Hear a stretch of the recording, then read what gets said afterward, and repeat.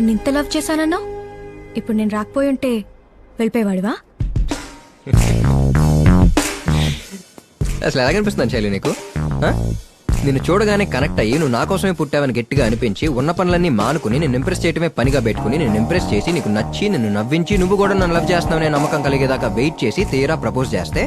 Sorry Hari, I love you but I'm not in love with you అని నీకు తప్ప ఈ ప్రపంచంలో ఇంకెవ్వరికీ అర్థం కాని స్టేట్మెంట్ ఇచ్చి నువ్వు వెళ్ళిపోతే ఏం చేయాలో అర్థం కాక గడ్డం పెంచుకుని అటు ఇటు అయోమయంగా తిరుగుతున్న టైంలో నా అదృష్టం కొద్దీ నీకేదో పెద్ద సమస్య ఉందని తెలిసి వెంటనే బ్యాగ్ వేసుకుని మీ ఇంటికి వస్తే అక్కడ నిన్ను మీ నాన్నని దగ్గర చేయటమే మన లవ్కి సొల్యూషన్ అని అర్థమయ్యి నీ పెళ్లికి సంబంధించిన షాపింగ్లకు వచ్చి సంగీతులు పెట్టి వీడియోలు షూట్ చేసి సంబంధం లేనంతో ఫైటింగ్లు చేసి ఒక పాయింట్ లో అసలు నేను వచ్చింది నిన్ను పెళ్లి చేసుకోవడానికా లేక నీ పెళ్లి చేయడానికి అనే డౌట్ నాకే వచ్చి నా లవ్ మీద ఒకే ఒక నమ్మకంతో దాన్ని పక్కన పెట్టి మొత్తానికి మీ ఇద్దరిని దగ్గర చేస్తే మీరిద్దరూ కలిసి నాకు హ్యాండ్ ఇచ్చి నువ్వు ఎవడ హ్యాండో పట్టుకుని వెళ్ళిపోతే నేను ఏమీ జరగనట్టు సైలెంట్ గా వెళ్ళిపోయి ప్రేమ ఒక పువ్వు, అది రాలిపోతే మళ్ళీ అతికించలేం, ప్రేమ ఒక త్యాగం, మన లవర్ వెళ్ళిపోతే ఏం పేకలేం అంటూ ఫేస్బుక్ లో వాట్సాప్ లో ఏదో మెసేజ్లు పెట్టుకుంటూ బతికేస్తాననుకున్నావు బంగారం. మాక్సిమం మంచోడినే అంకుల్, కానీ అప్పుడప్పుడు మ్యాటర్ ఇలా సీరియస్ అయితేనే